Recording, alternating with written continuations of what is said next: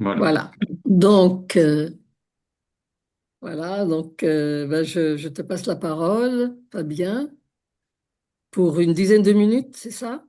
C'est ça, dizaine de minutes maximum. Je pense que ce serait bien qu'on se réserve quand même pas mal de temps pour pouvoir avoir la discussion. Donc, je vais essayer de faire court.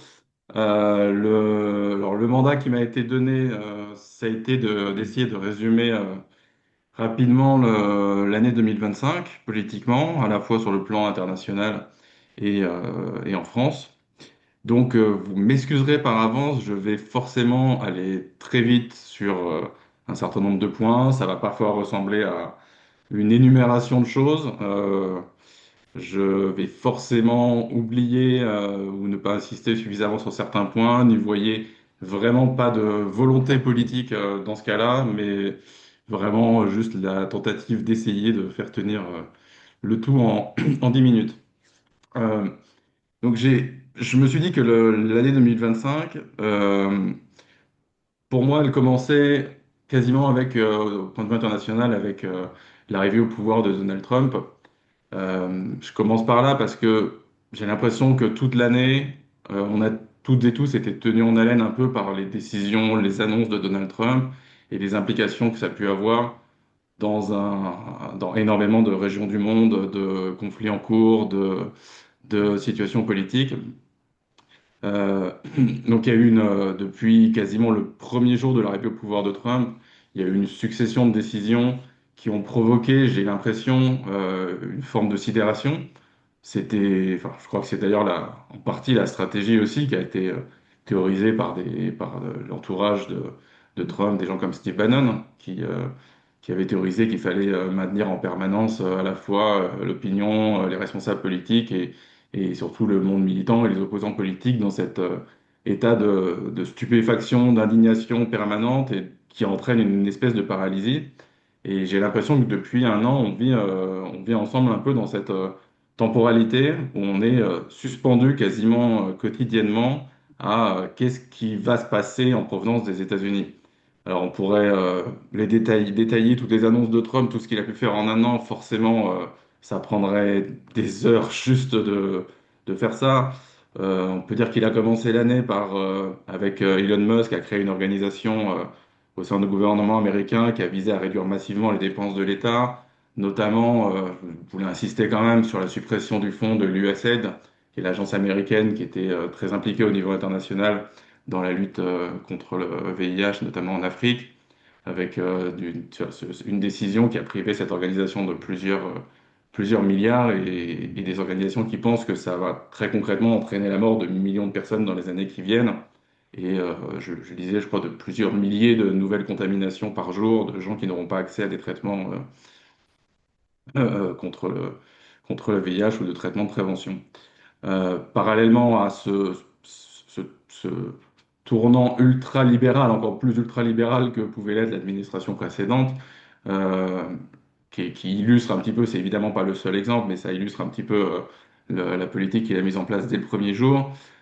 Très rapidement aussi, Trump a renforcé, a déployé massivement la police de l'immigration, ce qu'on appelle l'ICE aux États-Unis, avec comme résultat des centaines de milliers de personnes, principalement originaires d'Amérique du Sud, qui ont été arrêtées, parfois de manière totalement arbitraire, envoyées dans des camps parfois plusieurs semaines sans aucun recours, sans que leur famille soit au courant, puis expulsées, parfois même dans des pays dont elles n'étaient même pas originaires. Euh, cette violence nouvelle, enfin en tout cas renouvelée et amplifiée de cette politique répressive américaine, euh, a par ailleurs mis en lumière quelque chose qui est peut-être au moins le point positif dans tout ça, c'est qu'on a pu voir quand même qu'il y avait une capacité de résistance assez impressionnante dans certaines villes américaines, notamment, notamment les villes progressistes et puis dans les villes avec une forte communauté immigrée pour s'opposer concrètement aux rafles de la police de l'immigration. Donc, voilà, c'est juste deux exemples que j'ai choisis pour illustrer un petit peu les deux piliers de la politique de Trump depuis qu'il est arrivé, en termes en tout cas de politique intérieure, c'est l'ultralibéralisme et les attaques systématiques contre les minorités. On pourrait enchaîner sur toutes les attaques contre tout ce qui est appelé wokisme par l'administration américaine. Euh, mais ce qui peut-être nous a le plus marqué ici en France et ailleurs dans le monde, c'est la politique étrangère de Trump, qui s'était présenté pendant la campagne américaine comme le président qui serait le moins interventionniste des présidents américains, America First. Et, euh, et la réalité depuis un an est quand même complètement différente. Là encore, je vais aller très très vite. On peut parler des frappes massives contre l'Iran, des attaques toutes récentes contre les navires vénézuéliens et les menaces contre l'État vénézuélien. Il y a eu des menaces qui pour l'instant sont restées à des rétorsions économiques et des menaces militaires qui en sont restés au stade des mots pour l'instant contre le Groenland, contre le Canada. Voilà, on n'a pas le temps ici de tout lister et enfin, moi en tout cas, d'en analyser les causes et les conséquences, mais ça mériterait ce nouveau, ce re- cette réactivation de cette politique américaine extrêmement agressive sur le plan international mériterait, je crois, qu'on en parle pendant la discussion tout à l'heure. Euh, alors, si on parle d'interventionnisme, mais ici, un domaine où les États-Unis ont étrangement fait preuve de beaucoup plus de retenue depuis l'élection de Trump, c'est dans le soutien à l'Ukraine. Euh, Là où l'administration précédente de démocrates avait, avait quand même massivement investi le soutien militaire à l'Ukraine. D'une part, Trump a réduit très considérablement ce soutien au point d'être maintenant en deçà de ce que fournit l'Europe en termes d'aide militaire. Euh, mais mais les États-Unis se sont en plus de ça extrêmement rapprochés des vues du narratif russe sur la question de la guerre en Ukraine. Là encore, je vais pas, enfin, on pourra en parler encore très longuement, on en parlera, j'espère, dans la discussion. Donc là encore, je passe très très vite pour aborder d'autres sujets. Mais tout premier élément d'analyse qu'on peut porter là-dessus, c'est qu'il y a clairement un rapprochement entre la Russie et les États-Unis sur l'objectif commun aujourd'hui qui est d'affaiblir au maximum l'Europe pour empêcher l'Union européenne de devenir, de, d'être une puissance mondiale majeure qui pourrait faire contrepoids à ces empires. Difficile aussi de passer sous silence la question de la guerre génocidaire menée par Israël en Palestine, avec le soutien de la plupart des puissances occidentales. Euh, Là encore, ça a commencé avant 2025, mais on en est en 2025 à plus de 70 000 personnes qui ont été tuées, dont 70% de femmes et d'enfants, selon l'ONU. Euh, il y a eu un certain nombre de mobilisations en Europe, mais je crois que c'est intéressant aussi de souligner qu'en Europe, il y a eu des tentatives, parfois réussies, parfois mises en difficulté, d'interdire les mobilisations de soutien. Je pense notamment à l'Allemagne, la Suisse, la Hongrie. La France a aussi interdit un certain nombre de mobilisations. Ça a été l'occasion aussi pour, notamment au Royaume-Uni, de dissoudre Palestine Action, qui est un peu l'équivalent d'Urgence Palestine que le gouvernement français a aussi tenté de dissoudre. Donc voilà, je pense que c'est aussi un point dont il serait intéressant de parler sur, au-delà de l'aide militaire apportée par les pays occidentaux à Israël, au-delà du soutien auquel finalement on a été plutôt habitué malheureusement depuis un certain temps. Je crois que c'est intéressant d'observer la répression particulière qu'il y a pu avoir contre les personnes qui voulaient simplement exprimer leur soutien au peuple palestinien.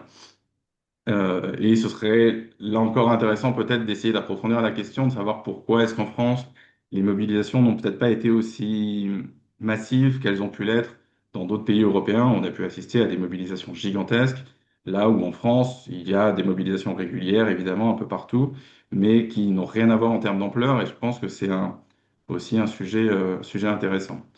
Je me rends compte que j'en suis déjà presque à 10 minutes, donc je vais encore plus accélérer. Euh, voilà, donc il y aurait encore beaucoup à dire au niveau international, notamment sur les révoltes qu'il y a pu avoir au Népal, au Maroc, en Indonésie, portées notamment par ce qu'on appelle la génération Z. également en Serbie. Je profite, je pense qu'on aura l'occasion d'en reparler, mais pour souligner qu'il y aura en janvier, il me semble, une réunion organisée par ailleurs justement aussi par nos deux collectifs autour de la question des révoltes en Serbie. En 2025, il y a eu aussi le soulèvement du peuple syrien qui a conduit à la chute de Bachar al-Assad. Il y a eu et aussi en Afrique subsaharienne un nombre de mouvements aussi considérable. Et voilà, encore une fois, je m'excuse et ce n'est absolument pas par choix politique que j'accélère maintenant. Je vais essayer de revenir un petit peu en France sur ce qui a pu se passer depuis le début de l'année.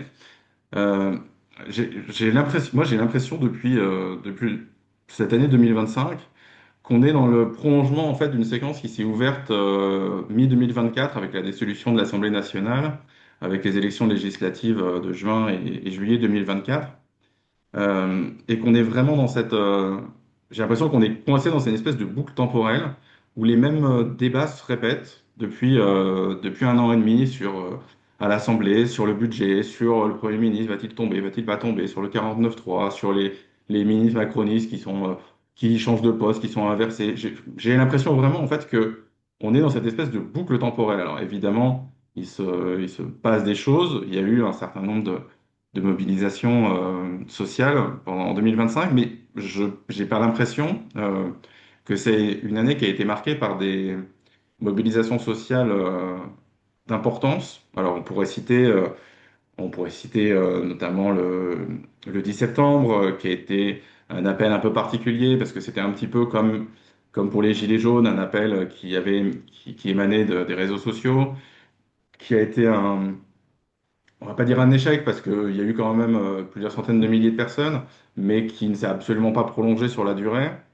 Euh, Ça a permis au moins de motiver les organisations syndicales à vouloir réagir très très rapidement, à organiser dès le 18 septembre une date de mobilisation qui, là encore, a été plutôt un succès, mais qui très très rapidement, en fait, il y a eu une date, je crois, le 2 octobre, où il y avait déjà beaucoup moins de monde, et le 2 décembre, où cette fois-ci, avec en plus une intersyndicale qui n'était plus du tout au complet, qui ont rassemblé quasiment, enfin, très peu de monde.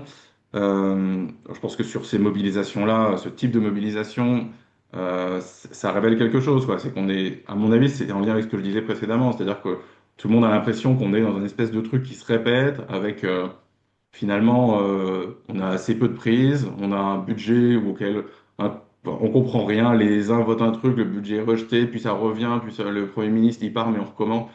Voilà, j'ai l'impression que c'est très très difficile. Enfin, les discussions qu'on avait, notamment, je voyais moi, j'étais un peu la CGT là-dessus. C'était très difficile de mobiliser. La plupart des réactions qu'on avait, c'est mais on n'y comprend rien en fait. Euh, donc voilà, j'ai l'impression que de manière générale, l'année 2025 n'a pas été une année très très forte en termes de mouvements sociaux, mais peut-être que des choses m'ont échappé. Mais en tout cas, cette impression, je pense, reflète quand même une réalité, c'est que la France traverse depuis au moins du coup un an et demi et ces élections législatives une crise politique et démocratique assez profonde dont on ne parvient pas à sortir. Euh, Notamment parce que les députés macronistes n'ont plus, depuis ces élections, de majorité à l'Assemblée pour pouvoir faire passer le budget ou les lois qu'ils veulent faire passer. Pendant un temps, ils ont pu s'appuyer sur le Rassemblement national, qui a été de tous les soutiens aux différents gouvernements macronistes quand il s'agissait de les empêcher de tomber et de faire passer leurs lois. Mais à l'approche, je pense, prochaine des élections présidentielles, je pense que et la droite et le Rassemblement national ont décidé de se positionner un peu autrement et de marquer plus clairement leur opposition au, au moins de façade au macronisme. Et le gouvernement s'est tourné du coup vers le Parti socialiste et les Verts en concédant on va dire quelques miettes pour aller vite, ce qui a permis notamment alors de faire passer le budget de la sécurité sociale. On verra ce qu'il en est pour pour le budget de l'État, mais ce qui a permis surtout de briser l'alliance du nouveau Front populaire, qui avait permis quand même aux dernières élections à la gauche d'être à l'Assemblée le premier bloc, donc il y a un an et demi, et qui aujourd'hui a retrouvé un niveau de tension entre notamment la France Insoumise et de l'autre côté le Parti Socialiste et les Verts, et à un an et demi des prochaines élections présidentielles pour lequel je pense qu'on est tous conscientes et conscients du danger très, très probable de l'arrivée du Rassemblement national au pouvoir. Je pense que cette nouvelle violence dans les rapports entre partis de gauche n'augure rien de très positif. Euh, Évidemment, cette année a été marquée, j'allais dire là encore, comme les années précédentes, mais peut-être encore davantage par une surenchère raciste et notamment islamophobe du gouvernement, de la droite, de l'extrême droite. On a eu quand même en un an et demi Gérald Darmanin, Retailleau et Laurent Nunez au ministère de l'Intérieur avec des déclarations que je ne vais pas toutes citer. J'ai vu que Mediapart recensait avait un dossier où il recensait toutes les attaques islamophobes du gouvernement et c'est effarant à regarder. Voilà. Euh, J'en profite d'ailleurs sur ce sujet-là pour vous signaler aussi qu'à l'égalité, on a lancé une pétition il y a une semaine suite aux propos islamophobes de Nathalie Saint-Cricq sur France Info, qui a récolté 30 000 signatures à peu près. N'hésitez pas à la signer et à la partager. Voilà, j'ai fait 16 minutes déjà, je vais m'arrêter là. Donc je suis désolé par avance pour ce bilan qui n'était pas forcément ultra réjouissant et j'aurais peut-être pu m'attarder un peu plus sur des éléments plus positifs, mais j'ai l'impression que c'était un petit peu les lignes directrices principales de cette année qui n'étaient pas forcément ultra positive, mais voilà, il y a aussi probablement beaucoup de matière pour réfléchir et pour collectivement peut-être sortir de cette sidération dont je parlais tout à l'heure et essayer de se remettre en ordre de bataille avec une vision du monde peut-être un peu plus claire à l'issue de nos discussions et pour entamer cette nouvelle année 2026 sur des bases différentes et en essayant de faire en sorte de changer le cours des choses. Voilà. Excusez-moi pour cette Merci un peu chronométré. Fabien. Merci Fabien. Je passe la parole à Mariano. Bien, merci Nafissa, puis merci Fabien pour les éléments que tu as donnés. Alors évidemment, quand on parle du même monde, on aura un certain nombre d'éléments communs dans la présentation, et notamment alors sur le danger de l'extrême droite, qui est évidemment réel et qui doit nous alerter, et sur le fait que l'extrême droite s'appuie sur, comme éléments centraux, sur la question de l'immigration et la question de l'islamophobie. Et la question de l'islamophobie recouvre notamment en France euh, la question de la défense de l'ordre colonial. Et on peut dire qu'il y a une caractéristique commune partout dans le monde, c'est qu'il y a une tentative de défense ou de retour à l'ordre ancien qui est fait. Et en France, l'ordre ancien, c'est la grande gloire de l'Empire et l'ordre colonial. Et, euh, et c'est un choix, évidemment, la population, une partie y adhère, mais c'est un choix dont l'impulsion, l'origine et l'impulsion, c'est quand même une part grandissante des couches dominantes. Et je pense que c'est un point important. Il ne faut pas laisser dire que c'est on n'y peut rien, que ça a de marée comme ça. Non, c'est un choix politique et stratégique pour faire face à une crise qui est profonde et multiple. Ça, Fabien l'a signalé, je ne reviendrai pas là-dessus. Euh, Ce qui me semble intéressant, alors ce qui est à la fois positif et dans lequel il faudra aussi mettre des bémols, et mon tempérament fait que j'ai tendance à apporter beaucoup de bémols à ces choses-là, c'est que face à cette crise et face à cette montée de l'extrême droite, on assiste aussi à des mouvements un peu partout dans le monde pour des revendications qui se ressemblent aussi beaucoup. Et on peut parler d'une sorte de mondialisation de la revendication collective qui prend des mêmes formes. Alors, il n'est pas inutile de rappeler parce que je pense qu'il y a la question historique Il y a eu tout le mouvement qui a eu en Amérique latine à partir de 1995-96, où ça s'est traduit par une personnalisation du pouvoir comme vecteur efficace pour mobiliser et faire le changement. Et on peut pas dire qu'il n'y a pas eu de résultat. Il y a eu des politiques réellement intéressantes pour les peuples qui ont été menées. Mais la conséquence, c'est que progressivement, toutes les voix discordantes dans les sociétés qui avaient ces expériences-là ont été mises au pas. Et ça doit nous interroger, puisque nous, en France, on a une personnalisation croissante de la vie politique. Et donc, qu'est-ce qu'on fait par rapport à ça? Et je dis ça parce que la question, c'est pas de distribuer les bons et mauvais points. C'est au contraire de ne pas faire comme si la politique internationale ou ce qui se passe ailleurs dans le monde est coupé de ce qu'on vit ici. La mondialisation nous concerne. Et ce qui se passe ici est aussi un reflet de ce mouvement mondial. Et donc, on a tout intérêt à s'appuyer sur l'expérience qu'il y a à travers la planète pour comprendre ce qu'on peut proposer, ce qu'on peut faire là-dessus, quoi. Et ça, c'est important. Les mouvements dans les printemps arabes étaient déjà une annonce des mouvements qu'on voit depuis 2020, 2024, 2025, avec les caractéristiques d'une jeunesse qualifiée, en mal d'avenir, une corruption contre laquelle, qui est un point central des luttes récentes, la lutte contre la corruption, et un système de tradition et de limitation des droits qui fait que la jeunesse, notamment et les femmes, on voit en Iran, étouffent et cherchent à avoir du neuf. Et la corruption, je pense on aurait intérêt à regarder de près ce que veut dire ce point central qu'on trouve en Bulgarie récemment. Là, c'est sur la corruption que c'est passé. Il y a un certain nombre de pays où la corruption est le thème central. Mais est-ce que la corruption n'est pas aussi la lutte contre la corruption, la lutte contre une protestation contre la mainmise croissante du monde des affaires sur les biens communs? Et que le fait que les États soient corrompus, les élites, entre guillemets, politiques soient corrompues, que on a l'effondrement de l'OVRAN de la gare en Serbie, qu'on a des phénomènes comme ça, c'est pas une réaction de la population qui dit ça suffit que le monde des affaires pilote à ce point notre vie et pilote à ce point ce qui est essentiel. Et de ce point de vue-là, la lutte contre la corruption, ça peut être une autre manière de dire une réaction à la crise multiforme dans laquelle on est plongé. Mais ça vaudrait le coup, je pense, de regarder parce que c'est vraiment un point qui est très fort. C'était déjà très présent dans les mouvements, dans les printemps des Arabes, mais je vois que c'est à peu près présent dans tous les mouvements récents.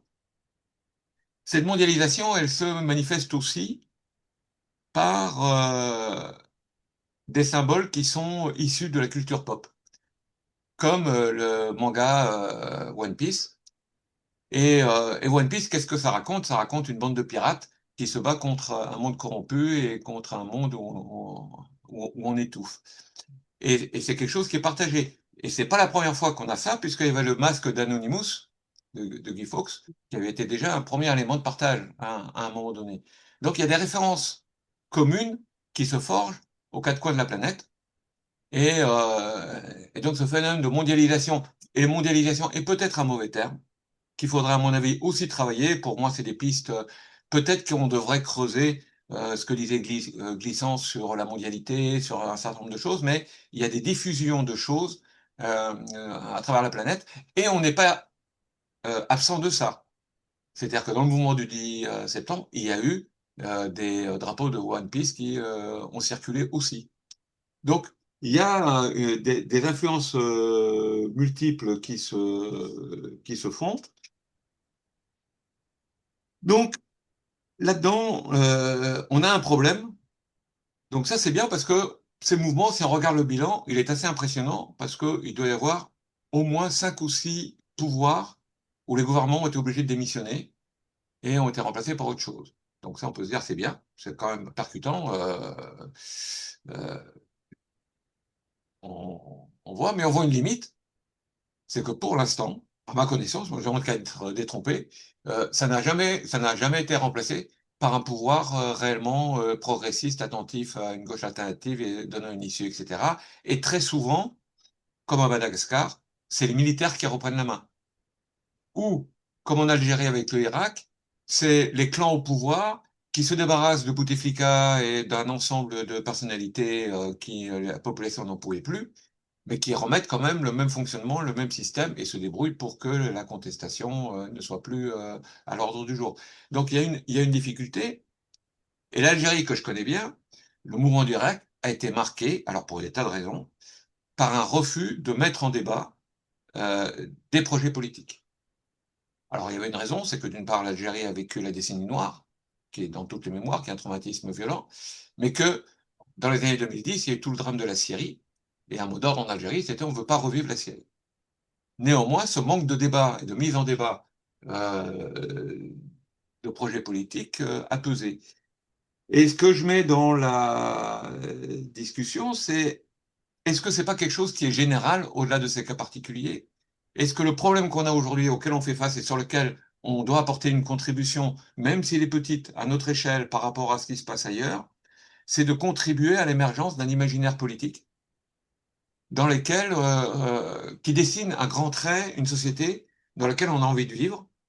Et je dirais que, ça aussi, si je mets ça en débat, ça s'accompagne aussi, la défiance vis-à-vis des partis politiques peut se traduire. Partis politiques, pour moi, la défiance des partis politiques vient du fait que comme les partis politiques se sont institutionnalisés, la crise des institutions entraîne avec elle la crise des partis politiques. Mais est-ce qu'il n'y a pas aussi dans cette défiance vis-à-vis des partis politiques une attente d'une organisation où on aurait envie de militer, d'une organisation où seraient préfigurées les valeurs et les fonctionnements internes dans lesquels on a envie de vivre en termes de compréhension, sororité, bienveillance, voilà. Et qu'il y a à construire quelque chose moins hiérarchique, moins viriliste, moins militant au sens militaire et plus dans la compréhension, le travail collectif et l'acceptation des apports des uns et des autres dans, dans ce qu'il y a. Et je pense que, par exemple, dans la séquence longue que disait en France, que disait Fabien,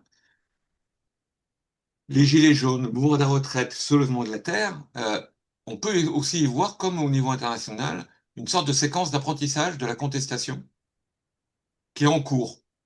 Et que cet apprentissage, on doit y prendre notre part. Et donc, comment peut-on y prendre notre part? Alors, il y a déjà une mise en débat, parce que c'est des débats qu'on rencontre avec des camarades. Personnellement, mais je ne crois pas que l'imaginaire politique jaillira de la juxtaposition de toutes les revendications les unes à côté des autres. Un imaginaire politique, c'est autre chose. C'est une intégration, c'est une perspective, c'est un projet. C'est une vision d'une vie sympa et qui doit donner envie. C'est pas la juxtaposition de revendications. Et ça ne gérera pas non plus spontanément. Il peut y avoir des assemblées générales, il peut y avoir des débats collectifs, il peut y avoir un certain nombre de choses, mais il y a besoin de confrontation de projets, de confrontation d'imaginaire pour faire avancer les choses. Ça ne peut pas jaillir sans qu'il y ait un travail collectif fait par un certain nombre de gens, d'affaires. Et je me dis que ces derniers temps, et j'en arrêterai là, il y a un certain nombre de manifestes qui sont parus. Alors, il y a le manifeste pour l'alternative, dont je recommande chaudement la lecture, mais il y a le manifeste antiproductiviste, il y a le manifeste afro-décolonial, il y a un manifeste pour la révolution écosocialiste. Donc, tous les 6 mois, il y a à peu près un texte qui sort.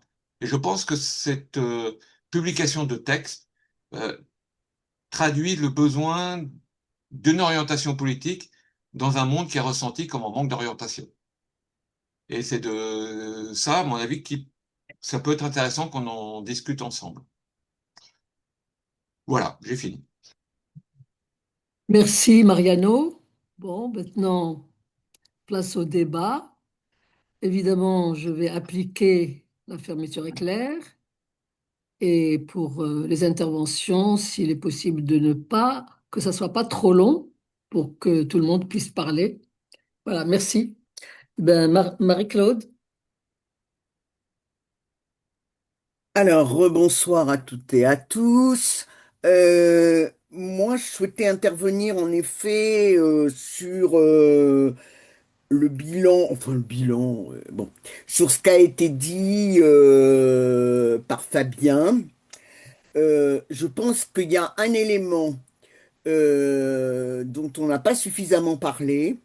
C'est, bon, il a souligné la fin du NFP politique au moment du vote, mais bon, moi je pense que c'est bien avant, d'une part, et d'autre part, moi j'insisterai sur le délitement des NFP citoyens.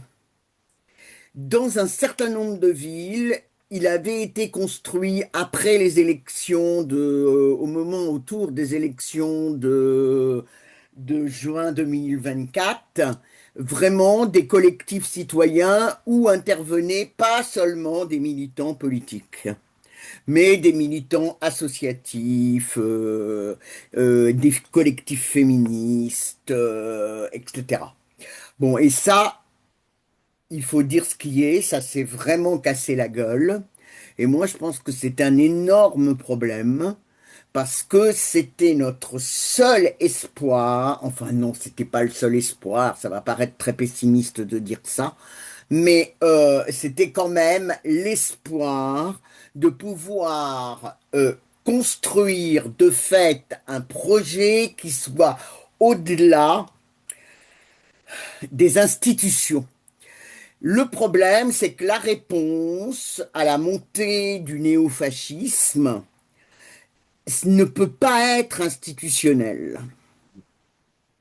Et que tant qu'on s'en tiendra à des partis politiques, à des références d'anciens modèles, eh bien, on s'en sortira pas. Alors, c'est ce qu'on essaye de construire vraiment à une toute petite échelle, hein, soyons pas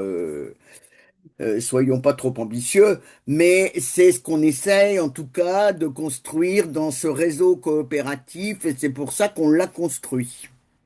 Enfin, moi, c'est comme ça que je le vois. Bon, je m'arrêterai là pour le moment, hein. Merci Marie-Claude. Richard? Oui, bonsoir tout le monde. Par rapport à l'année 2025, par rapport à l'intervention de Fabien, donc sur la politique de Trump, bon, il y a quand même pas mal de tournants, on va dire, et notamment, donc on parle beaucoup ces dernières semaines du retour de la doctrine Monroe, donc doctrine Monroe qui était de 1823, 19e siècle, et la présence effectivement de plus en plus affirmée donc des États-Unis d'Amérique sur le reste des Amériques. Et avec donc le blocus sous prétexte de lutte contre le narcotrafic, on met la pression donc effectivement sur un certain nombre de pays, un certain nombre de dirigeants, euh, et notamment donc il y a comment, le Venezuela, mais aussi la Colombie, hein, et il y a effectivement une politique de rapport de force avec donc les pays qui sont dirigés par la gauche, y compris donc on l'a vu avec le Mexique. Bon, la présidente du Mexique a su répondre, mais effectivement on s'aperçoit aussi que donc Trump peut s'appuyer sur un certain nombre de dirigeants, donc Milei en Argentine, et demain avec Katz donc au Chili. Et donc effectivement, une présence de plus en plus forte, de plus en plus prégnante, donc des États-Unis d'Amérique, y compris d'un point de vue militaire, hein. Donc voilà, ça, je pense que c'est un élément quand même important donc par rapport en 2025. Et effectivement, donc les arrestations de migrants aussi aux États-Unis. Et je rajouterai aussi la déportation, puisque des centaines, voire des milliers de prisonniers, de migrants ont été envoyés dans un pays qui assure la sous-traitance, qui est le Salvador, avec un président Bekele qui est très, très proche de Trump. pour moi, c'est un élément important, une mutation importante à signaler donc dans le panorama international de 2025. Je ne développe pas sur les autres régions. Et deuxième élément que je voudrais signaler quand même par rapport à la situation en France, les mouvements sociaux, donc il n'y a pas eu de grand mouvement syndical en 2025, mais il y a eu quand même des luttes paysannes. Et donc moi, je vis dans un département où il y a eu un changement donc à la tête de la Chambre d'agriculture, puisque la Confédération paysanne a gagné les élections.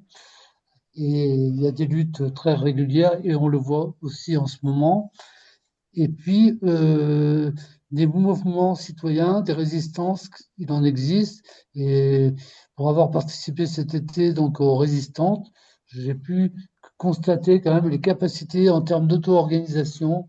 Et je voudrais quand même signaler parce que pour moi, c'est un élément marquant en France euh, sur ce qui s'est passé en 2025 au niveau des luttes.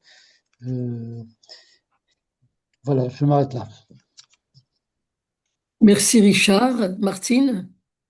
Oui, d'accord avec tout ce qui a été dit précédemment, hein, ça me semble parfaitement compréhensible et pertinent. Voilà, moi je voulais ajouter un point par rapport à l'institutionnel, le rapport à l'État, l'État-nation.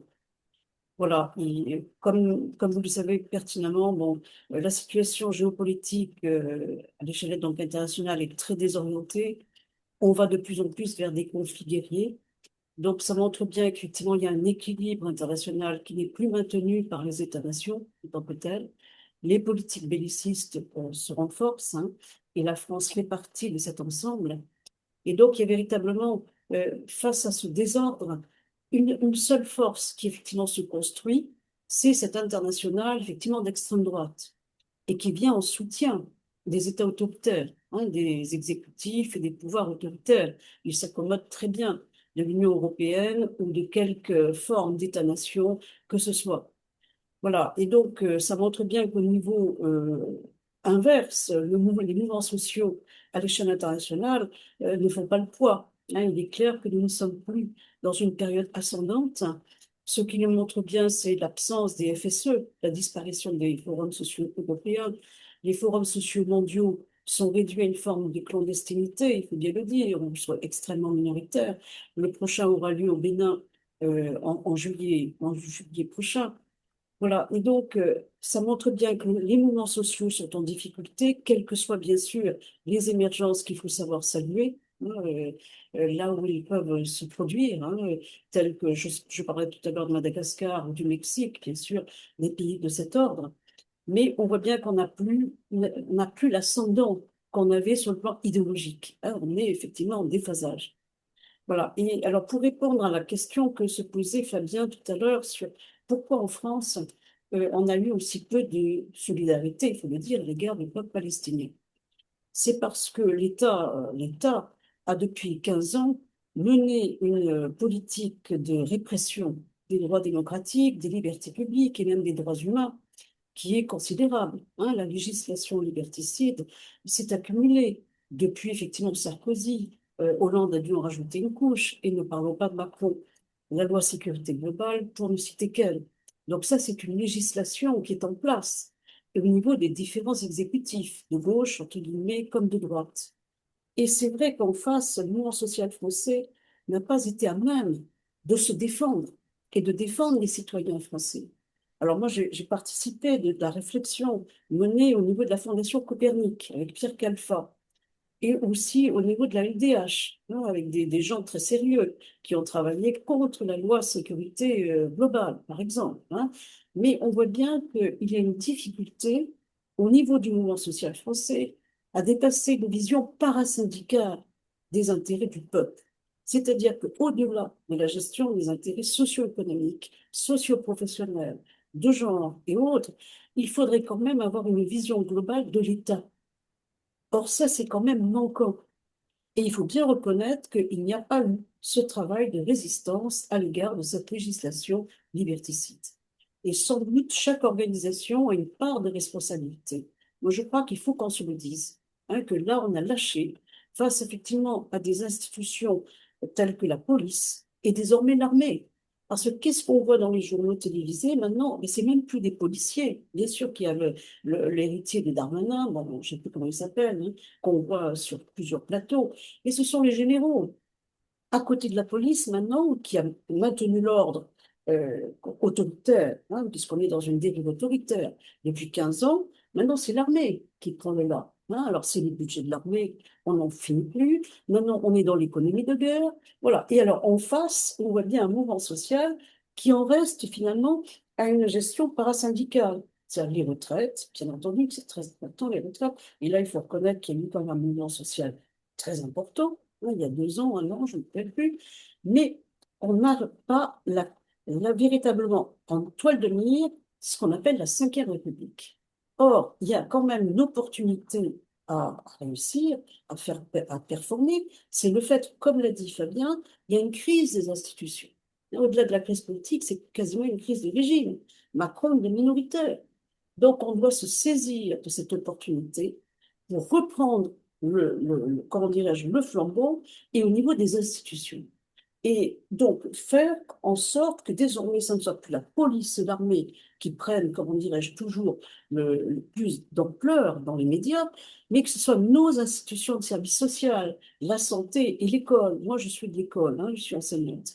Et je vais donner un exemple pour montrer qu'effectivement, on est en déphasage.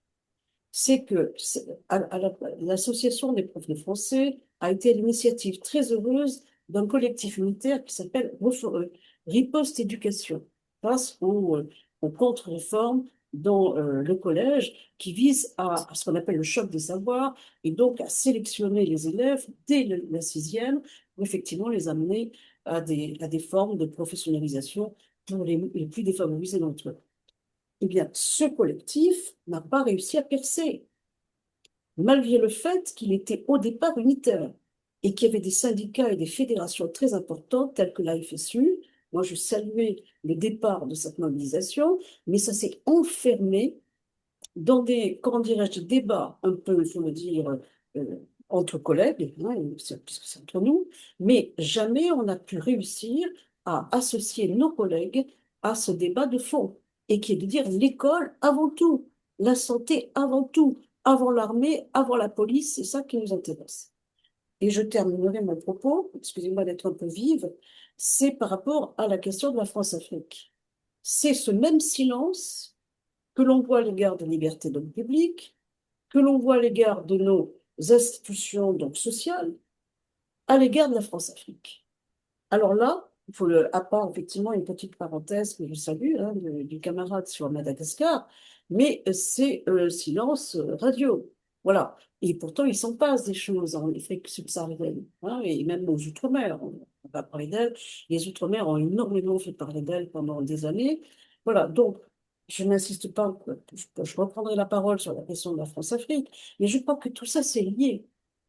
Et que si nous voulons constituer un collectif qui puisse aider nos camarades militants d'autres partis, et aussi nos collègues, nos camarades de la société, il faut qu'on puisse pointer les institutions de la Cinquième République et dire carrément, oui, on est en crise de régime, alors Macron, ça suffit.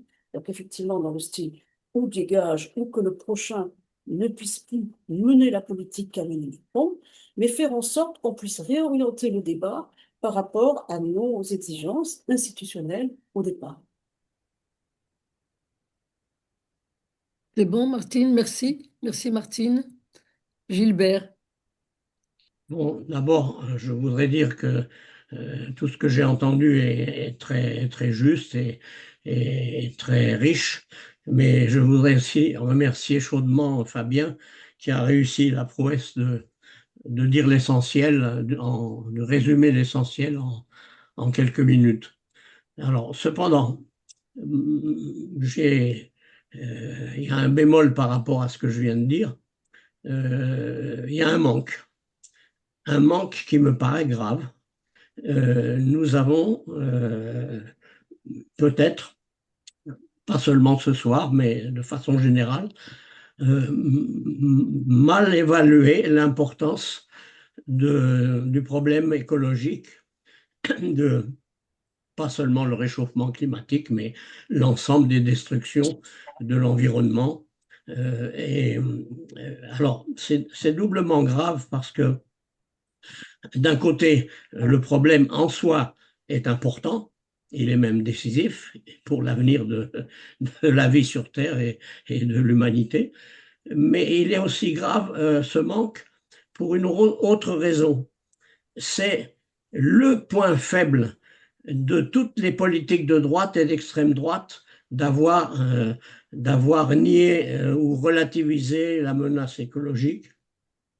C'est leur point faible sur lequel nous n'avons pas su suffisamment montrer du doigt la faiblesse et, et démystifier largement. Bon, donc là, il y a quelque chose à creuser qui est stratégique parce que c'est en montrant le côté absolument criminel des politiques qui font l'impasse sur l'environnement et qui relativisent qui font de la procrastination pour repousser les décisions à 2035, à 2050, alors que les problèmes sont urgents. Et plus ils sont urgents, plus les résultats seront catastrophiques. Et c'est de ne pas avoir suffisamment évalué les dangers et les périls que sont coupables les différentes formations, notamment de droite et d'extrême droite. Et donc là, il y a une sorte de profit, entre guillemets, politique à tirer de façon à démystifier et désintoxiquer largement. Voilà, c'est ce que je voulais dire. Merci Gilbert. Alors ton prénom RCG, excuse-moi. Oui, bah, vous ne me connaissez pas, c'est normal. Je m'appelle René Claire, c'est mon prénom. D'accord, d'accord. René Claire, à toi la parole. Oui, et juste pour... euh, ah oui, non, et puis je lisais un commentaire qui m'interrompait. Euh, Juste pour dire d'où je parle, bon, j'ai dit en introduction tout à l'heure, en présentation, que j'ai été une militante des années 70-80 à la LCR. Voilà, et que j'y suis toujours attachée et que depuis une trentaine d'années, j'ai exercé professionnellement et milité dans les quartiers populaires. Voilà. Et du coup, je suis venue vers vous un peu paumée, je dois dire, dans mon militantisme quotidien et effrayée du fait qu'il n'y ait pas de préparation de la mise en résistance, je ne sais pas comment le dire autrement, par rapport à l'arrivée de l'extrême droite au pouvoir. Il y a un contexte bon, qui a été exprimé analysé sur les comportements de la gauche, enfin des partis de gauche et institutionnels, que pour moi c'était cosmétique leur union et que la moindre difficulté, ils se sont évidemment foutus sur la gueule, voilà, et que c'est même plus aujourd'hui finalement une interpellation possible pour qu'ils entendent, eux, de se mettre en résistance et à combattre l'arrivée de l'extrême droite au pouvoir. C'est même plus un rempart, ces gens-là. Les alternatives du genre de celles que vous représentez, où il y en a d'autres, bah, c'est pas suffisamment construit. Moi, je regarde ça de l'extérieur pour construire une alternative dans un rapport de force, quoi. Et depuis que je suis à la retraite, donc j'aide des collectifs dans les banlieues populaires à se mettre en situation de résistance. Alors, c'est plutôt sur les histoires de restructuration urbaine, puisque ça a été mon métier pendant longtemps. Et je me suis rapprochée de deux collectifs nationaux où j'attendais là aussi qu'on puisse construire collectivement une parole politique qui interpelle contre les attaques islamophobes et contre tout ce qui est étranger de couleur, quoi, j'allais dire. Et ils sont pas, enfin, je sais pas comment le dire, mais ils sont pas, je les sens pas prêts à construire ça, voilà. Et du coup, je suis un peu désemparée pour voir comment se mettre en situation de résistance, je ne sais pas comment le dire autrement. Voilà, c'était ça ma requête. Merci. Donc, je donne la parole à Bruno. La fermeture est claire. La fermeture est claire. Une fille et un garçon. Oui, bonsoir toutes et tous. D'abord, accord hein, avec ce qui a été dit dans les deux introductions. Je trouve qu'elles se complétaient, qu'elles nous ont dit beaucoup de choses et qu'elles ont permis de faire en sorte ensuite qu'il y ait des interventions fructueuses dont je partage le contenu de manière générale. Je voulais revenir sur plusieurs points. Donc, comme il y en a plusieurs, je vais être un peu schématique et pas forcément développé, mais tant pis. Alors, d'abord sur quelque chose qui a été pointé par Marie-Claude, c'est-à-dire cette difficulté qu'on a eue à construire des collectifs citoyens du NFP, très ouverts notamment à des militants et à des militants du mouvement associatif. Je crois qu'il ne faut pas exactement considérer ça comme un échec, indépendamment, si vous voulez, de l'ensemble du paysage de la gauche. Qu'il y ait eu des efforts de ce type, c'était très positif, me semble-t-il, Marie-Claude. Il fallait absolument les faire et il fallait mener ces expériences. Il y avait peu de chances qu'elles débouchent parce qu'il y avait une situation de blocage des composantes politiques du NFP au plan national. Et ça, c'était un obstacle majeur. Et il y a des endroits où il y a eu des collectifs du NFP qui étaient structurés autour des élus. Les élus attendaient que les citoyens viennent les écouter. Or, c'est exactement une logique inverse, partant du bas, qu'il fallait mettre en avant. Bon, on a essayé de le faire, mais on était relativement isolés et je crois qu'il était difficile de faire mieux dans le contexte dans lequel on était. Ensuite, deuxième remarque par rapport à ce que disait Fabien. Fabien a dit beaucoup de choses, mais il y en a une que j'ai retenue, qui était une interrogation sur le pourquoi de la faiblesse de la mobilisation de solidarité avec la Palestine en France. Alors, on pourrait y passer la soirée, et même plus que ça. Moi, je donne un élément très, très rapide que je ne développe pas, faute de temps. Je pense qu'il y a une histoire très particulière du rapport de la gauche française, historique, avec l'État d'Israël et avec le sionisme. Très longtemps d'ailleurs dans la social-démocratie européenne, et à juste titre, le Parti socialiste français a été perçu comme le plus proche d'Israël et le plus proche des thèses sionistes. Alors ça, c'était autrefois, mais excusez-moi, je pense que ça a laissé des traces, même si l'influence du PS sur la gauche est beaucoup moins forte qu'auparavant, elle demeure quand même.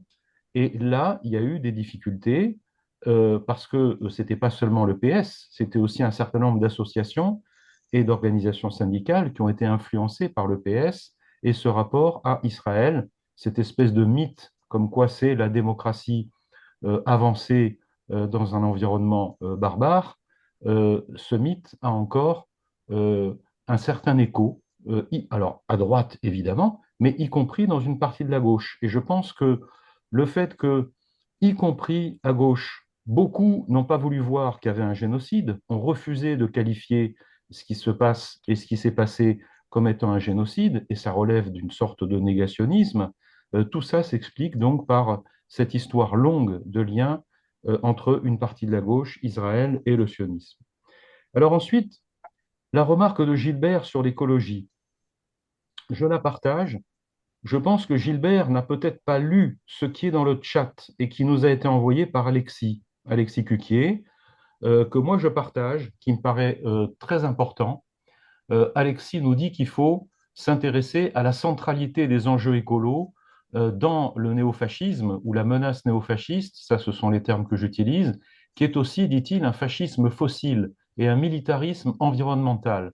Et il fait le lien avec les guerres impérialistes en cours, et il a écrit un texte, donc moi je vous recommande de regarder ce qui est dans le chat, je le dis pas seulement pour Gilbert, mais aussi pour d'autres. Alexis a écrit une contribution tout à fait intéressante, et euh, il en indique la possibilité d'accéder à cette contribution. Je pense que ce qu'il nous propose est une piste de travail féconde et tout à fait indispensable. Alors ensuite, sur les mobilisations Gen Z, dont Mariano a parlé, moi, ça me paraît extrêmement important. Pourquoi? Parce que dans ces mobilisations, dont la pointe avancée est la jeunesse, aux quatre coins du monde, dans différentes régions du monde, une participation des femmes extrêmement forte, on retrouve, alors que les contextes sont très différents, les aspirations communes. Prendre ses affaires en main, exiger une démocratie réelle, refuser l'autoritarisme et ces mobilisations se sont heurtées d'ailleurs à une répression très forte. Bon, avec un fonctionnement horizontal, le refus de la représentation et de la délégation de pouvoir, le refus des chefs, le refus de toute hiérarchie. Dans ces mobilisations, il n'y a pratiquement pas eu de porte-parole et de phénomène de leader. Et ça me paraît tout à fait intéressant, même si ça ne règle pas tous les problèmes. Et d'une certaine manière, ça exprime des aspirations contre la corruption, contre les privilèges, contre les injustices, contre les inégalités sociales, qui constituent comme une espèce en creux de programme alternatif au Trumpisme. Donc, ça me paraît très prometteur et on retrouve des caractéristiques communes de ces mobilisations. On les avait déjà vues dans le cycle des mobilisations qui avait été relevé par le mouvement altermondialiste dans les années 2010. Il y avait déjà les mêmes caractéristiques. On a cité le Irak, on pourrait citer Hong Kong et d'autres mobilisations. Et on retrouve ces caractéristiques communes, auto-organisation, voire même autogestion, en Serbie. Et en partie, c'est peu connu, mais c'est important, dans la résistance que mène le peuple ukrainien. Donc je voulais le dire, pourquoi? Parce que quand on dit, et on a raison, que le rapport de force global nous est défavorable et qu'il y a une montée du néofascisme plus grande que jamais, je vais y venir très vite avant de conclure, je crois qu'il faut aussi voir qu'il y a d'autres tendances, ou plutôt d'autres contre-tendances, et il y a aussi des peuples qui continuent de se révolter, qui continuent de se mobiliser, et pour nous, c'est un point d'appui tout à fait essentiel. Alors, sur la menace néofasciste, moi, j'insiste sur le fait qu'on utilise ces mots-là. Pourquoi? Parce qu'on ne peut plus se contenter de parler d'extrême droite. Extrême droite, ça ne dit pas grand-chose. Menace néofasciste est beaucoup plus concret, ça renvoie à une histoire, et c'est la référence commune de cette extrême droite. Et moi, je pense qu'il faut appeler un chat et utiliser ces termes, tout en relativisant les choses. Je vais essayer de le dire très vite, parce que j'ai déjà été très long. Je pense que cette menace nous guette évidemment. Il y a l'arrivée probable du RN au pouvoir en France. Je dis probable, mais pas certaine. Et dans cette menace néofasciste, il y a déjà, bon, qui s'est évidemment accéléré, Fabien nous l'a dit largement, et il a eu raison, avec l'élection de Trump et les alliances internationales passées par Trump sur le dos des peuples palestiniens et ukrainiens notamment, mais on voit aussi qu'il y a quelques difficultés, quelques bémols qui montrent que le pire est probable, mais qui n'est pas sûr. Il y a déjà des problèmes et des contradictions aux États-Unis. Bon, dans la société états-unienne, il y a un début de mobilisation et de remobilisation. Il y a eu des élections ces dernières semaines qui ont été désastreuses pour le camp trumpiste. Et je n'insiste pas, mais enfin quand même, l'élection municipale de New York, qui vient après celle de Londres déjà, autrefois, sur des bases qui sont différentes, mais quand même, dans ces deux métropoles mondiales, il y a un maire qui a été élu en ne dissimulant pas qu'il était musulman. Et pour le second, socialiste, ce qui n'était pas le cas du premier. C'est quelque chose de considérable. Bon, les mobilisations Gen Z, c'est un contrepoint très important par rapport à cette menace néofasciste. Et de ce point de vue, je crois qu'il faut considérer que même si la situation est grave et qu'on est sur une pente descendante, c'est ce qu'a dit Martine, rien n'est joué définitivement, rien n'est fatal. Je voudrais insister sur ces éléments de conclusion, même si je n'ai pas pu vraiment les développer. Merci Bruno. La parole est à Colette. Oui, bonjour. Euh, ah oui, par rapport à la fermeture éclair, c'est un contexte utilisé dans le féminisme contre l'inégalité qui existe homme-femme. Donc, c'est pas pour établir une égalité dans un débat. Enfin, comme ça. Oui, moi, le néofascisme, etc., j'ai commencé à militer au même moment que la camarade, là, et on m'a dit, est-ce que tu participes au comité Pinochet? Là, j'ai commencé à militer le Chili, donc ce matin, enfin, c'était Pinochet qui était au pouvoir, et 50 ans après, l'extrême droite, ou donc, voir comment on l'appelle, revient à nouveau au pouvoir au Chili.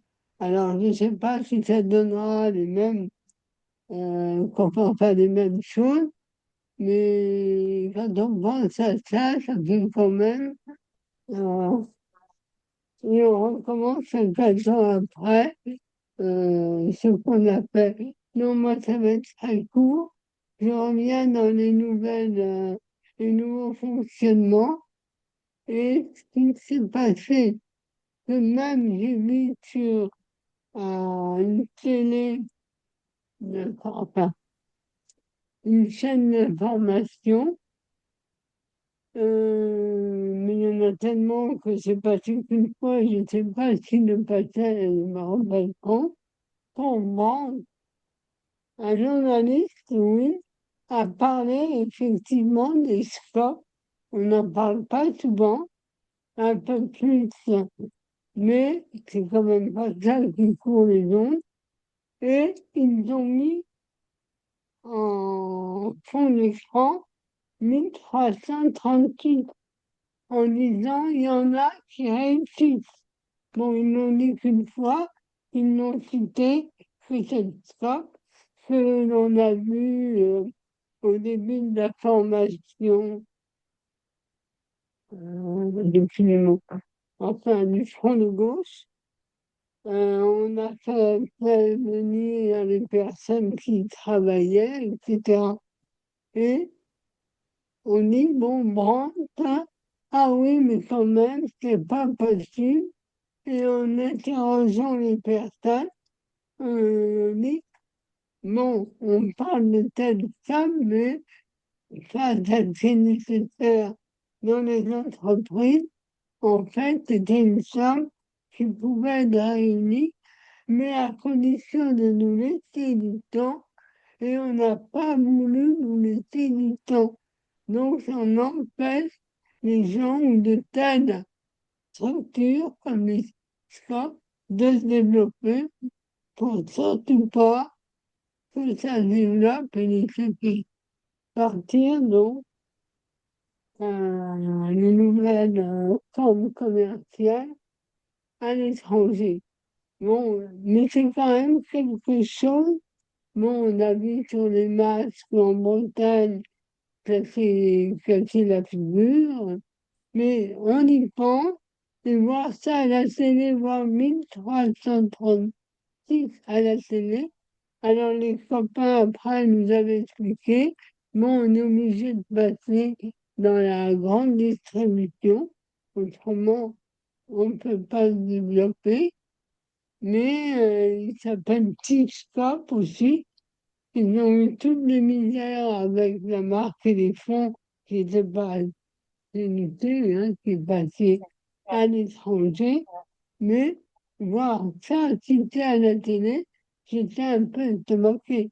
Mais je suis passé autrement, moi, ben non, il fallait tant de millions et puis sans développer la chose. Mais du coup, apparaît que comprendre, c'était impossible de faire autre chose. Bon, il y a plein de choses qui ont été dites. Il y en a qui faudra aussi approfondir et voir qu'au niveau du féminisme, il y a un bon mouvement de femmes, mais aussi beaucoup d'attaques. Et enfin, bon, à suivre. Et c'est vrai que les jeunes font leur structure, veulent s'organiser, ne pas être tous les jours des adultes. Et c'est vrai aussi qu'il y a pas mal de petites brochures qui apparaissent donc pour faire des bilans, voir qui peut en sortir. Bon, j'arrête là. Merci Colette. Je vais donner la parole à Florence parce que Mariano, tu as parlé, donc voilà. Florence. Mais ça va être très court parce qu'il y a pas mal de choses qui ont déjà été dites. Je voulais juste, moi aussi, réagir sur les questions écologie, dérèglement climatique, baisse de la biodiversité. Et alors que tout ce qui se passe au niveau climat, au niveau du climat, enfin la météo, enfin les tempêtes, les inondations montrent que c'est une réalité tangible. On a l'impression que justement les propositions, les solutions sont remises à plus tard, comme si il y avait une négation. Alors bon, Trump, bien sûr, conteste le fait qu'il y ait un dérèglement climatique, mais ici en France, on voit bien que c'est pas pris du tout à bras le corps, que ce soit ni par le gouvernement, ni même par les différentes communes. Enfin, les communes importantes ne prennent pas de mesures vraiment radicales, et pourtant ça devrait être le cas. Je fais aussi le lien avec les mobilisations agricoles dont parlait tout à l'heure Richard. En ce moment, il y a une grande mobilisation qui se passe et moi, je vous avoue que j'y vois pas très très clair sur cette mobilisation. À la fois, il y a évidemment la lutte contre le Mercosur. Ça, c'est évident que c'est quelque chose. On ne doit pas juste demander le report de la ratification, mais il me semble sa suspension complète. Pour autant, il y a cette maladie donc des vaches. Les mesures proposées sont présentées enfin, sous un couvert scientifique, mais je comprends bien la révolte paysanne et à la fois je suis étonnée de l'espèce de jonction qui s'opère entre la Confédération paysanne et la coordination rurale, et de l'autre côté la FNSEA qui essaie d'expliquer, enfin, on ne sait pas trop comment ils se positionnent, c'est ni pour ni contre, bien au contraire. Donc voilà, s'il y a des gens qui ont des explications ou des informations, parce qu'il y a aussi beaucoup de fake news qui circulent, mais je ne sais pas jusqu'à quel point c'est vraiment des fake news ou c'est le fait qu'il y ait des fake news, c'est déjà en soi quelque chose qu'on nous serait. Mais moi, je voulais surtout intervenir sur les mobilisations féministes. Et c'est vrai que cette année, on l'a constaté, ben, notamment, on avait pas mal parlé avec Marie-Claude, les mobilisations féministes ont été en recul cette année au moment du 25 novembre, donc journée enfin, pour l'élimination des violences faites aux femmes. Et alors qu'on est dans un contexte où justement, il y a de plus en plus de femmes qui sont victimes de violences d'une manière générale, de conjoints ou ex-conjoints ou proches. Le nombre ne cesse d'augmenter. Le nombre de féminicides, alors les premiers chiffres, on pourrait dire oui, mais c'est parce qu'elles portent plus plainte. Mais le nombre de féminicides est en forte augmentation. On est à plus de 156, je crois, aujourd'hui. Donc c'est énorme, hein, c'est énorme. Et pour autant, il y avait pas, enfin, il y avait moins de mobilisation dans toutes les manifestations en France, hein, je parle en France, contre les violences sexistes et sexuelles, alors qu'en plus les subventions à toutes les associations qui font un travail qui finalement compense hein, ce que devraient faire les collectivités territoriales et l'État, ben, les subventions sont en baisse, donc c'est très inquiétant. En revanche, l'extrême droite prend la main, alors, de deux façons, à la fois avec des groupuscules, et je dis groupuscules volontairement, hein, tels que les Némésis qui interviennent dans les mobilisations, comme ça s'est passé à Paris, mais au total, elles seraient, bon, 200 en France, mais elles sont hyper actives sur les réseaux sociaux. Et puis la proposition qui a été faite dans un silence un petit peu assourdissant quand même par le RN de réouvrir des maisons closes, hein, c'est à peu près ça la proposition, mais autogérée. Et alors là, franchement, j'ai trouvé que c'était le summum du cynisme qu'on pouvait entendre. Et voilà, donc c'était à ça que je voulais réagir. Et voilà. Merci Florence. Alors, est-ce que je passe la parole à Jacqueline ou à Mariano? Jacqueline, elle n'a pas parlé encore. Oui, voilà, allez, Jacqueline. Oui, merci. Moi, je voulais juste revenir sur deux, trois points par rapport à la situation internationale et ce qu'a indiqué Fabien. Je pense que le grand jeu de rôle de Trump, c'est vraiment d'apporter au niveau planétaire une figure masculine complètement décomplexée et de permettre de décomplexer les postures les plus cyniques, les plus odieuses et de laisser passer ces messages-là comme quelque chose qui sont voilà, tout à fait acceptables parce que tout se vaut, tout se vaut. Et cette posture-là, elle infuse très très largement.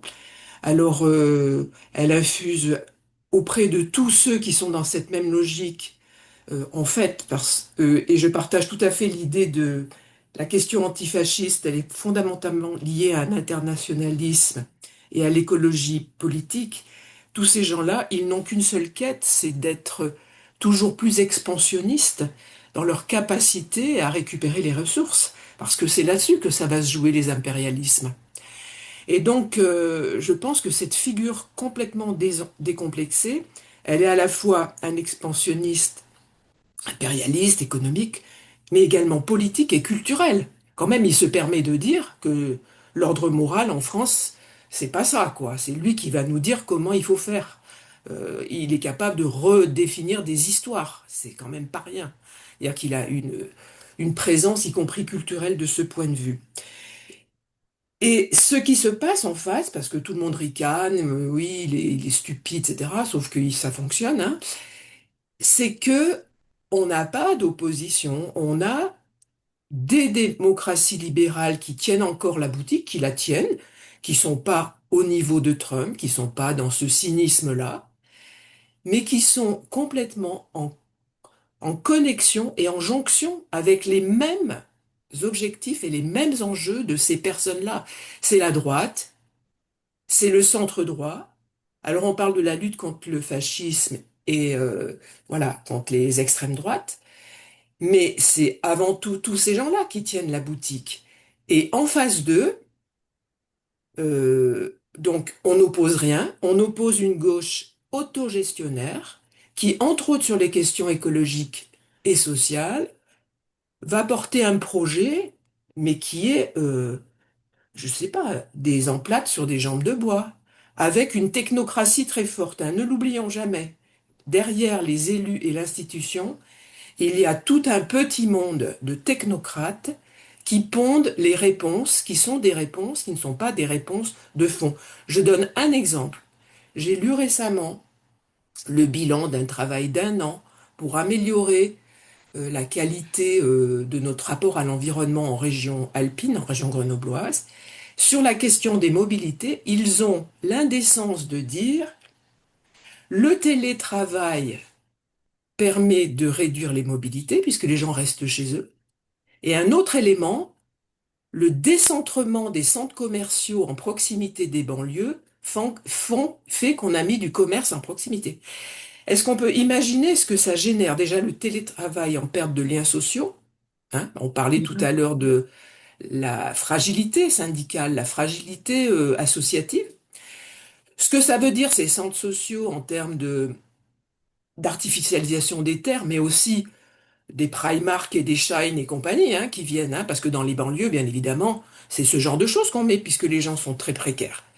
Donc moi j'ai trouvé ça, mais absolument dingue. C'est-à-dire qu'on est allé trouver des petits bouts de recettes de solutions pour faire bouger des lignes, mais derrière on était sur une gauche, parce que c'est quand même la gauche qui tient cette métropole, complètement autogestionnaire, décalée, dénué de tout rapport à un vrai sujet qui est celui aujourd'hui de comment on protège notre planète et comment tous ces prédateurs et tous ces gens qui font la jonction pour que ce capitalisme il se maintienne et il perdure, parce que voilà, c'est ça qui est là sur le fond. Les fascistes, ils n'y arriveront pas tout seuls, ils y arriveront avec cette frange-là, clairement. Et ben ça, on ne le remet pas en question, y compris à gauche. Et la France insoumise, avec sa façon, en gros, d'être un rouleau compresseur, ce qu'elle nous dit aussi, elle est un rouleau compresseur, hein. Elle prend la place, elle se présente à côté des autres, parce que là, elle a eu un marchepied qui était le nouveau Front populaire. Maintenant qu'elle a le marchepied et qu'il y a eu des résultats assez intéressants, elle essaye de vivre de sa propre. Ça veut dire quoi aussi? Son incapacité à fonctionner avec les autres, à travailler collectivement, y compris avec des gens qui sont très très loin de certaines questions. Tout à l'heure, on parlait de la question des agriculteurs et du lien entre la Confédération paysanne et la FNSEA. Dans cette difficulté à comprendre les choses, il y a quelque chose, il y a quand même un petit lien autour de l'humain qui se fait. Je pense qu'il y a un désespoir, une désespérance dans le monde agricole. Je le sais, hein, parce que j'ai un copain qui a été sorti in extremis du suicide, hein. Je veux dire, c'est vraiment très très violent. Qu'il y ait des petits ponts qui puissent se faire entre des gens qui n'ont pas du tout les mêmes visions et que puissent se construire voilà, quelques façons de communiquer autrement autour d'un sujet aussi sensible. Moi, je trouve ça plutôt intéressant, même si je connais pas tout. Ce que je voulais aussi indiquer, dans la suite de ce qu'a dit Martine, pour moi, c'est la question effectivement constitutionnelle. Encore une fois, cette constitution, elle est construite à un moment de notre histoire où c'est l'état d'urgence qui prévaut. Et aujourd'hui, on le fait vivre aujourd'hui autour de la répression et de l'autoritarisme contre nos libertés individuelles, mais aussi pour garder, pour garder les inégalités, les segmentations, le racisme, parce que c'est ça qui fait fonctionner la capacité au capitalisme de rester en place, clairement. Et pour qu'il reste en place, parce qu'aujourd'hui, voilà, c'est ça, et la droite, elle est complètement là-dessus, bah ça fonctionne, ça fonctionne. Et je pense qu'il y a à décrypter cette constitution, à la balayer. Moi, je suis pour un très grand service public, effectivement, de la police, qui soit républicain, qui soit en proximité, qui soit démocratique.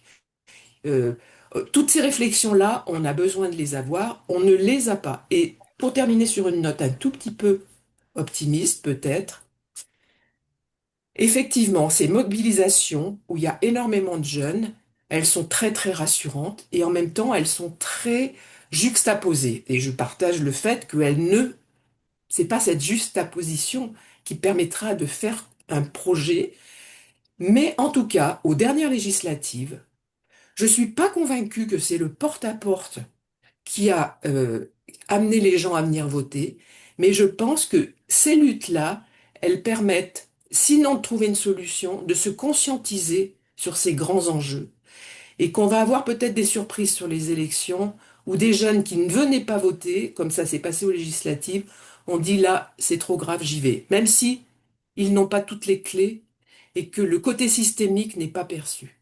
Voilà ce que je voulais indiquer et alors je vais sortir un petit peu positive. Merci, Jacqueline. Alors, Mariano. Oui, alors sur la Constitution, il y a quand même plein de questions qui sont posées. Alors pour la cinquième, moi, ce qui me semble assez clair, c'est que la colonisation fait partie de ce qui est en dessous de la Cinquième République. C'est-à-dire qu'elle est née avec la question de l'Algérie, et ce n'est pas un hasard si l'imaginaire colonial est réactivé ces derniers mois par le pouvoir. C'est que c'est une trame qui est là, et comme par ailleurs, on n'a jamais déboulonné la figure de De Gaulle, on a un problème. Et intervenant sur les questions sur la colonisation et tout ça, je vois bien la grande difficulté qu'on a encore aujourd'hui à parler du fait colonial et du fait colonial français. Et du coup, il y a la question de l'État, qui est aussi une question nationale, mais qui est une question internationale. Parce que, par exemple, comment peut-on analyser, et moi j'ai aucune idée là-dessus, ce qui vient de se passer au Chili, alors qu'il y a 6 ans à peine, il y avait un grand mouvement populaire très fort, et que le projet de constitution a été rejeté, alors que c'est une constitution qu'a priori, moi, vu de loin, je trouvais qu'elle était plutôt intéressante. Mais donc, il y a un problème. Elle a été rejetée. Comment elle a été portée? Pourquoi? Est-ce qu'on a des éléments d'analyse là-dessus? Moi, ça me semble important parce que sur la question de la résistance, comprendre ce qui se passe et avoir un projet me semble deux éléments forts de ce qu'est la résistance. Et au niveau des États, il y a la question internationale. Personnellement, moi, j'ai le parti pris de toujours réfléchir à la question au niveau des peuples et à ne pas réfléchir au niveau des États, même si les États, c'est une réalité en tant que telle qu'il faut analyser et tout ça. Et je dis ça parce que, par exemple, au Moyen-Orient, on voit bien en quoi la fiction de la Syrie ou de l'Iran, protecteur des peuples de la région, a fait beaucoup de tort, y compris à la gauche moyen-orientale. Et qu'il y a besoin de regarder de près ce que ça veut dire. Et enfin, sur la question écologique, euh, moi je crois qu'on a un problème qu'il faut. C'est ultra important, ça je suis d'accord avec Gilbert, mais je pense que les questions ne peuvent pas se traiter en silos séparés les unes des autres. C'est-à-dire que la question écologique est liée à la question sociale, elle est liée à la question des discriminations, elle est liée à la question coloniale. Je pense des domaines sur lesquels moi je travaille et je milite, c'est la gratuité des transports publics. C'est une mesure sociale et écologique qui connaît une adhésion croissante. La gratuité des premiers mètres cubes d'eau, de l'eau essentielle, de ce qui est essentiel à la vie, c'est accompagné d'une proposition de gestion de l'eau pour que ça réponde aux besoins. Donc il y a tous ces thèmes-là, et je pense que c'est une nouvelle manière de prendre ces questions-là, de ne pas les séparer. Et moi, intervenant sur ces questions-là aussi, sur les quartiers populaires et tout ça, la manière dont aujourd'hui il y a tout un tas de réflexions qui font le lien entre les discriminations et la question écologique, entre la colonisation et la question écologique, et la mise en évidence que la colonisation, c'est aussi un pillage et une destruction de biens, sont des entrées intéressantes. Donc moi, je suis pour essayer au maximum de ne pas séparer, de ne pas couper mais de les relier les uns aux autres pour avoir une vision globale d'un futur sympathique qui pourrait mobiliser. Merci, Mariano. Martine? Oui, merci. Pour aller dans le sens de ce qu'a dit Jacqueline sur la question de l'empire institutionnel, hein, disons que c'est pas pour se cristalliser sur les questions de l'État en soi, c'est parce qu'il y a une menace existentielle, hein, qui est celle de la conquête du pouvoir d'État par l'extrême droite en France, comme ça a été le cas dans beaucoup d'autres pays, en Europe, dans l'Union européenne. Donc, ce sont des réalités très prégnantes. Hein. Et il faut, enfin, d'après ce que je sais, j'espère ne pas me tromper, mais il me semble que le RN est majoritaire au Parlement européen parmi les partis français depuis 2 mandats, du fait de la proportionnelle. D'après ce que j'ai compris, ça serait à vérifier, mais ce sont des choses qui sont quand même peu sues, si c'est le cas, et donc on n'en a pas fait le bilan en tant que tel. Le fait qu'il y a désormais des majorités parlementaires qui sont celles du Rassemblement national. Hein. Il y a eu cette énorme surprise à la dernière élection parlementaire en France, qui a vu le RN, bien sûr, prendre les positions qu'il a actuellement, alors que nous pensions, bien sûr, que c'était le nouveau Front populaire qui allait faire effectivement la- l'actualité. Ça l'a fait, mais moins que le RN à ce moment-là. Donc c'est une menace existentielle. C'est pour ça que la question du pouvoir d'État, qui centralise de toute façon tous les intérêts catégoriels qui ont été cités, dont celle du genre qui m'intéresse en premier chef, je suis tout à fait d'accord avec tout ce qui a été dit sur la question écologique, bien entendu, voilà, et d'autres intérêts catégoriels. euh, Il n'y a que la conquête du pouvoir d'État qui peut nous mettre en situation de pouvoir régler toutes ces questions-là. Alors, c'est pas le cas actuellement, bien entendu, mais toujours est-il qu'il faut arriver, comme il a été dit par quelqu'un d'autre, à résister face à cette menace existentielle. Et c'est pour ça que ce leitmotiv de Sixième République, qui avait été celui de l'élection au moment du vote Sarkozy. Je me rappelle qu'à ce moment-là, quasiment tous les partis de gauche avaient dans leur programme visible parlé de la Sixième République. Et on a constaté, bien sûr, ce recul qui correspond à la dérive autoritaire et qui fait que le thème même de Sixième République n'apparaît plus dans l'imaginaire de gauche, l'imaginaire progressiste. Est-ce qu'il ne faut pas le reprendre maintenant pour être un contre-pied au RN et décliner tout ce qui pourrait être l'appareil institutionnel progressiste auquel nous tenons tant? Bien entendu. Et d'abord, bien sûr, la question des libertés publiques, ça serait l'abrogation de cette législation liberticide qui a été mise en place, comme il a été dit, depuis 15 ans. Mais bien entendu, mise en avant de nos services sociaux, dont l'éducation, je ne reviens pas là-dessus. Pourquoi pas, bien sûr, une police républicaine. Et un autre exemple, c'est la justice. La justice, ça fait partie des contrepoids Bien sûr. actuellement institutionnels qui ont lutté contre la corruption oligarchique. Et le fait qu'effectivement ce président Sarkozy ait été condamné par la justice républicaine, par une femme en plus, une femme juge, tout ça c'était symboliquement très fort. Est-ce que le mouvement social a vraiment tiré parti au maximum de cette actualité? Je ne sais pas. Parce qu'il y a véritablement, là encore, des considérations qui sont en deçà de la question du pouvoir d'État.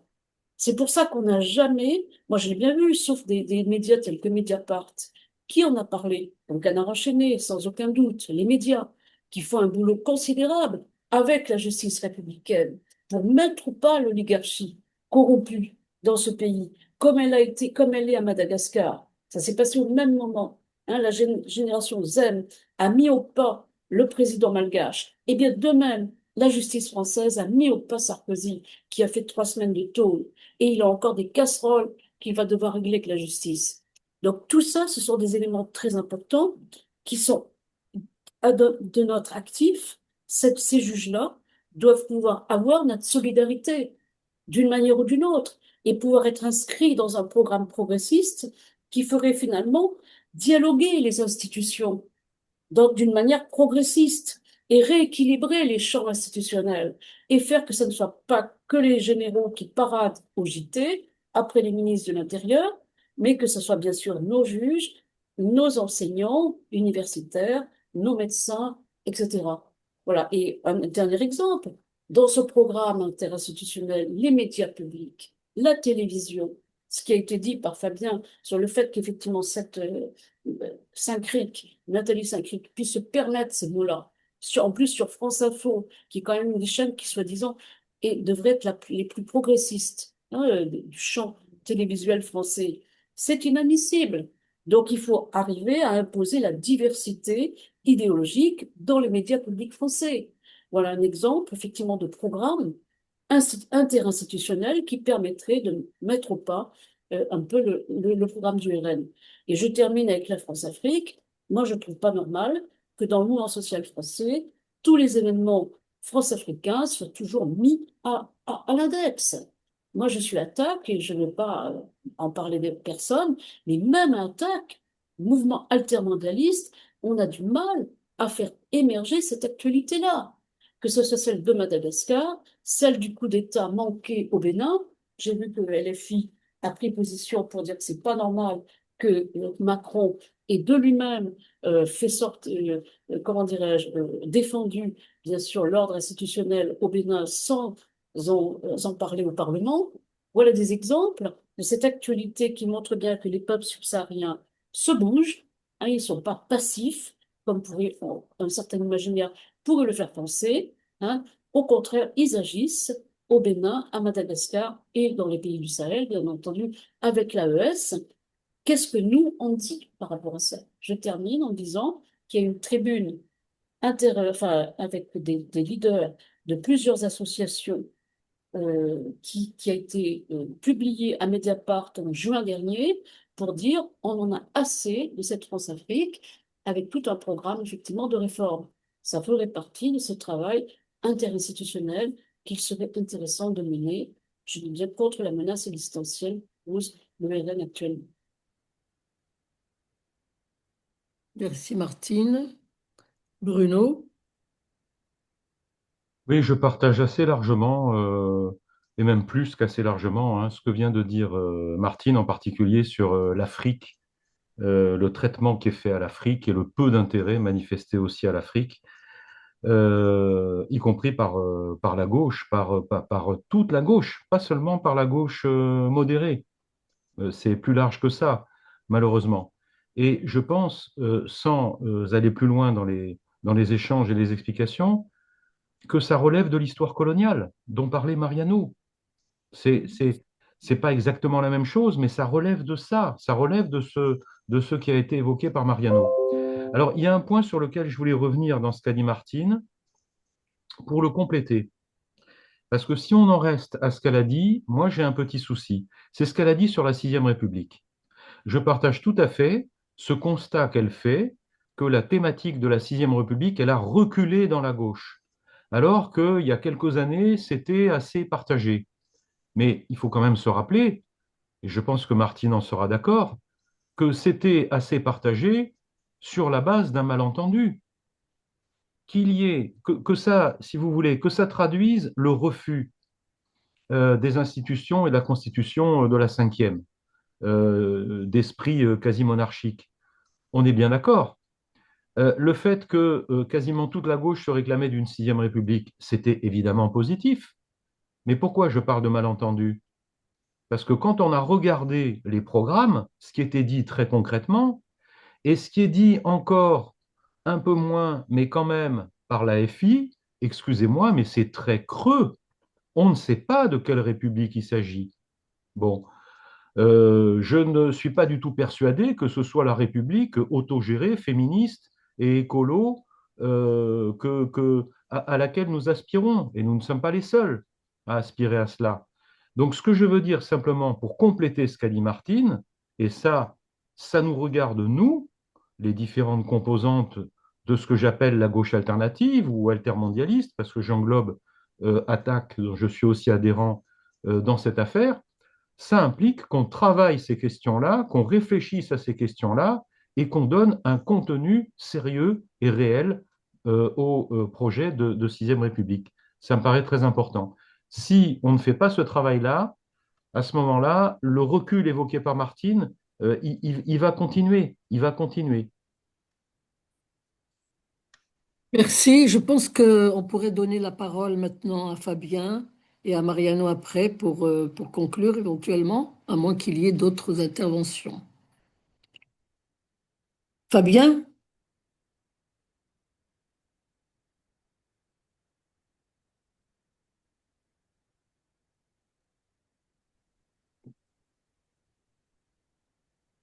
Bon, en attendant Fabien, je vais donner la parole à Mariano. Oui, voilà. Bon. De toute façon, il y a eu beaucoup de choses qui ont été dites intéressantes. Moi, je pense qu'on a vraiment besoin de multiplier ce genre de discussions, de rencontres pour essayer d'aller sur le fond. Les points qui ont été soulevés par Martine et puis ensuite par Bruno. Enfin, moi, par exemple, je crois que la difficulté qu'on a à regarder ce qui se passe dans les pays du Sahel, je trouve que je suis tout particulièrement la question du Mali, euh, provient d'un sens politique qui est largement contaminé par la France-Afrique, qui fait que ça empêche de voir les peuples africains comme étant capables de maîtriser leur destin et de regarder avec sérieux ce qu'ils font. Donc ils sont forcément le jouet des Russes, des Turcs, des Chinois, de ceci et de cela, et on ne regarde pas réellement ce qui se passe, leur débat, comment ça marche ou ça ne marche pas, etc. Et on a en France une spécificité sur la question de l'imaginaire colonial, sur lequel il n'y a pas eu une critique suffisamment forte qui a été faite. Donc ça me semble extrêmement important.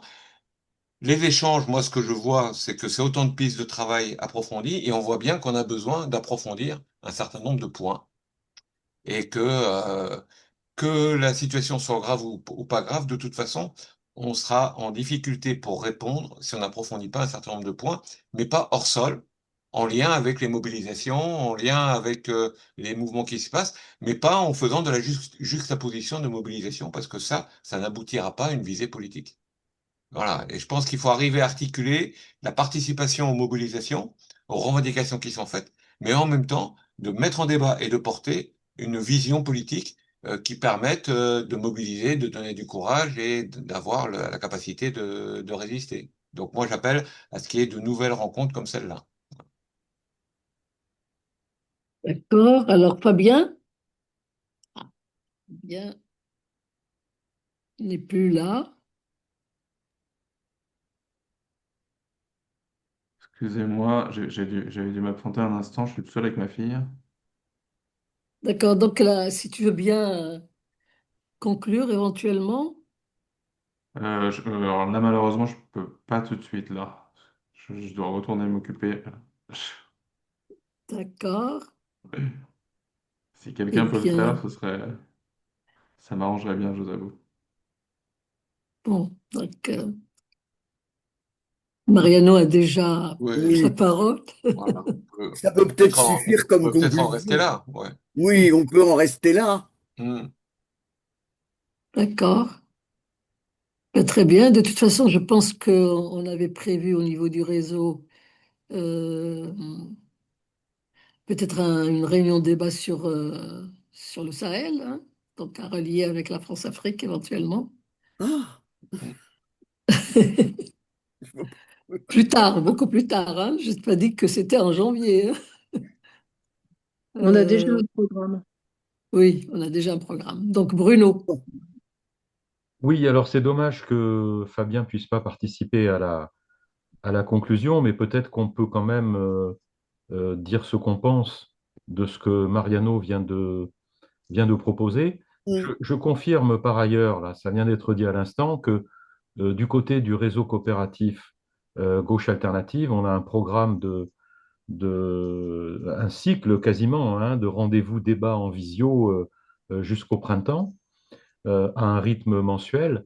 Mais il y a d'autres pistes auxquelles on réfléchit déjà pour la suite. Ça peut être pour l'été ou pour la rentrée de septembre. Et la question de l'héritage colonial, de la France-Afrique, etc., c'est un point sur lequel on peut et on doit revenir. C'est évident parce que c'est très important, évidemment. Bon, et comme on l'a évoqué aujourd'hui et que l'initiative aujourd'hui a été prise avec égalité, bon, bah, c'est peut-être un rendez-vous débat en visio qu'on pourra programmer en le co-organisant avec les amis d'égalité si ce point-là les motive, et je n'en doute pas. Moi, ce que je voudrais simplement dire, c'est que je suis d'accord, tout à fait d'accord, avec la conclusion que vient de faire Mariano.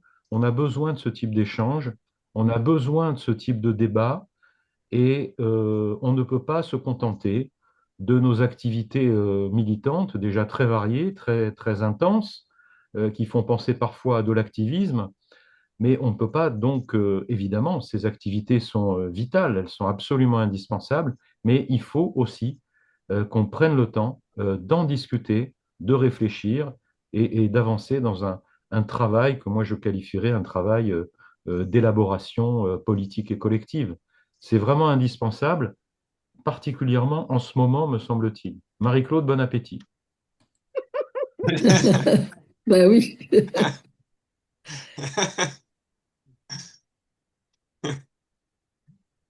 Bien. Très bien. Bon, Eh on se quitte bien. alors. j'ai faim. Merci, merci Ah, à tout le monde. Fabien, Ouais, je coupe Fabien, tu reviens? l'enregistrement. Fabien, tu es de nouveau avec nous, Fabien? Dis-nous au revoir au moins.